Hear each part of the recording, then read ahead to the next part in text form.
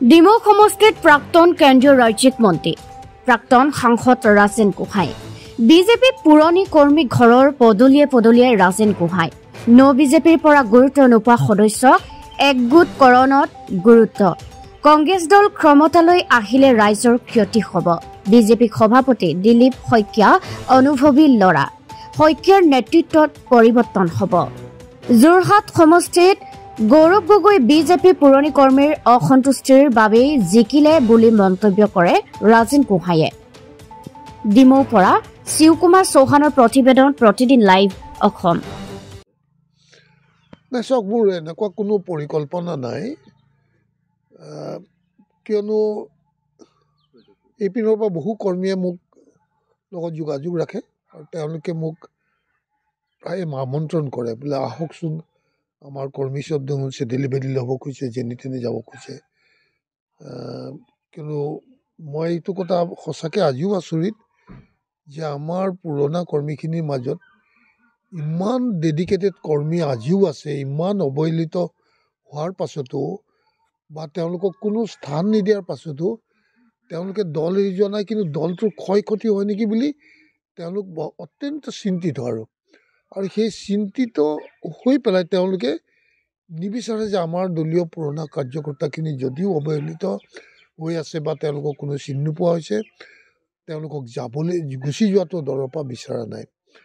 আৰু তেওঁলোকৰ সেইটো দেখা পায় হয়তো মই থাকিব নোৱাৰোঁ কিয়নো দলটো এবাৰ ভাঙি গ'লে তাক পুনৰ জোৰা লগাটো ইমান সহজ কথা নহয় কঠিন কাম হয়তো বহুতে অনুভৱ নকৰিব নোৱাৰে বা কৰিব পাৰে নহয় মই নাজানো কিন্তু আমিতো দেখিছোঁ দল যেতিয়া আমি একেবাৰে চালুকীয়া অৱস্থাৰ পৰা বনাইছিলোঁ তেতিয়া দলত এটা মানুহ আনিবৰ কাৰণে আমি বহু কষ্ট কৰিব লগা আছিল আৰু তেনে ক্ষেত্ৰত আজি যদি হুৰাই গুচি যায় আৰু কালিৰ দলটো যদি দুৰ্বল হৈ যায় কালি পুনৰ যদি কংগ্ৰেছৰ নিচিনা এটা দল যদি ক্ষমতাত আহে আমাৰ সমগ্ৰ অসমবাসীৰ কাৰণে অত্যন্ত ক্ষতিকাৰক হ'ব সেই কথাবিলাক ভাবি তেওঁলোকৰ অনুমৰ্মে মই আহিছোঁ জেগাই জেগাই পুৰণা দলীয় কৰ্মীখিনিক লগ কৰিছোঁ আৰু তেওঁলোকৰ ডেডিকেশ্যন দেখি তেওঁলোকৰ দলৰ প্ৰতি থকা যিটো ৰেচপেক্ট যিটো ত্যাগ মই সেইটো সঁচাকৈ আচৰিত হৈছোঁ আৰু তেওঁলোকে বিচাৰে যে আমাৰ দলটো শক্তিশালী হ'ব লাগে পুনৰ কিন্তু দুৰ্বলৰ দিশত গৈ আছে যেন আনে অনুভৱ কৰা নাই কিন্তু তেওঁলোকে অনুভৱ কৰিছে আৰু হয়তো মই তেওঁলোকৰ কথাত অনুভৱ কৰি পেলাই আহিছোঁ এটা সময় আছিলে যিটো সময়ত আপুনি মুকলিকৈ কৈছিলে বিজেপিৰ যে পুৰণি মানুহখিনি আদৰ নাই এতিয়া নতুন সভাপতি আহিলে তেওঁৰ পৰা কেনেধৰণে আশা কৰিছে দিলীপ শইকীয়াৰটো মই পজিটিভ সঁহাৰি দেখা পাইছোঁ আৰু সেইকাৰণে তেওঁৰ যিটো ভাৱধাৰা দেখা পাইছোঁ সেই ভাৱধাৰাটো দেখা পাই তেওঁকো এটা মোৰ সহায় কৰা এটা মানসিকতা আছে যাতে তেওঁ নজনাকৈ যাতে এইপিনে তলটো যদি ভৰি তলৰ মাটি নাইকিয়া হৈ যায় তেতিয়াহ'লে তেওঁক মই জানিও নজনালে বা মই জানিও একো যদি পদক্ষেপ নলওঁ তেতিয়াহ'লে তেওঁৰ প্ৰতি অন্যায় কৰা হ'ব দলটোৰ প্ৰতি অন্যায় কৰা হ'ব গতিকে মই দিলীপক যেতিয়া মোৰ লগ পাম হয়তো মই ক'ম তোমাৰ নিৰ্দেশ নোহোৱাকৈ মই কাম কৰি আছোঁ দলৰ যে দলৰ পুৰণা কাৰ্যকৰ্তাখিনিক একত্ৰিত কৰি যাতে তেওঁলোক কেনিও নাযায় আৰু মোৰ বিশ্বাস আছে সি অনুভৱী ল'ৰা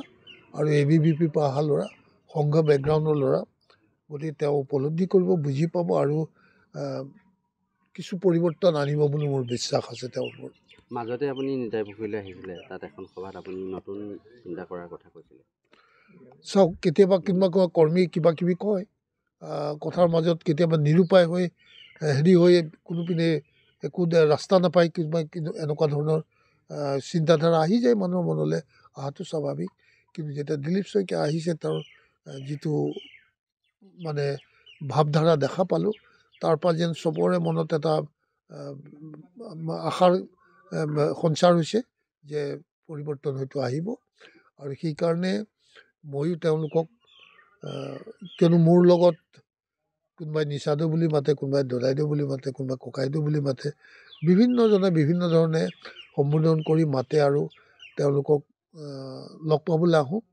আমি লখিমপুৰ গৈছোঁ ধেমাজিও গৈছোঁ সকলো পিনৰ পৰা মাতি আছে চাওঁ মই তেওঁলোকক কেনেকৈ কিন্তু এটা কথা ঠিক প্ৰতিজন পুৰণা দলীয় কাৰ্যকৰ্তাৰ আজিও দলৰ প্ৰতি একে আন্তৰিকতা আছে যিটো আগতে আছিলে কিন্তু তেওঁলোকে উপলব্ধি কৰা নাই যে গৌৰৱ গগৈ ইয়াত কেনেকৈ জিকিলে, ইয়াত গৌৰৱ গগৈ কেনেকৈ জিকিলে, নহ'লে শিৱসাগৰৰ নিচিনা এটা সমষ্টিত, যোৰহাটৰ নিচিনা সমষ্টিত য'ত সকলোতে আমাৰ বিজয় আছিলে, মানে আমি MP ইলেকশ্যনত সকলোতে জিকোঁ, এইবাৰ বহুতত হাৰিছোঁ, পৰাজয় হৈছোঁ। কিন্তু ইয়াৰতো মূল কাৰণটো হৈছে যে পুৰণা দলীয় কাৰ্যকৰ্তাসকল অফেণ্ডেড, সেইটো উপলব্ধি কোনেও কৰা নাই, আৰু সি আজিও কিন্তু আছে। ঠিক তেনেকৈ ডিব্ৰুগড়তো আছে, কিন্তু ই আৰু ভয়ংকৰ ৰূপ ল'ব সেই কথাটো কোনো আমাৰ নেতৃত্বই উপলব্ধি কৰা নাই, হয়তো ভাবিছে, কিন্তু সেইটোৱে সত্য। ইয়াৰ প্ৰভাৱ পঞ্চায়ত নিৰ্বাচনতো পৰিব, চবতে পৰিব। এতিয়া অতি সোনকালে যদি ইয়াক হিলিং কৰা নাযায়, শুধৰণি কৰা নাযায়, ই থৰথৰকৈ কঁপি যাব। মই সেইটো কথা মই আগতেও কৈছোঁ, আৰু তেওঁলোকৰ শক্তিৰ কথা এওঁলোকে অনুভৱ নকৰে, কিয়নো এই সাধাৰণ কৰ্মীসকলেই চালুকীয়া অৱস্থাত যেতিয়া ভোট গ্ৰহণ কৰিব পৰা কেপাচিটি যাৰ আছে, আজি জয় জয়কাৰ অৱস্থাত ভোট গ্ৰহণ কৰিব নালাগে, ভোট উজাৰি এনেই পৰে, কিন্তু একো নাথাকোঁতে যোনে ভোট কালেক্ট কৰিব পাৰে দলৰ কাৰণে,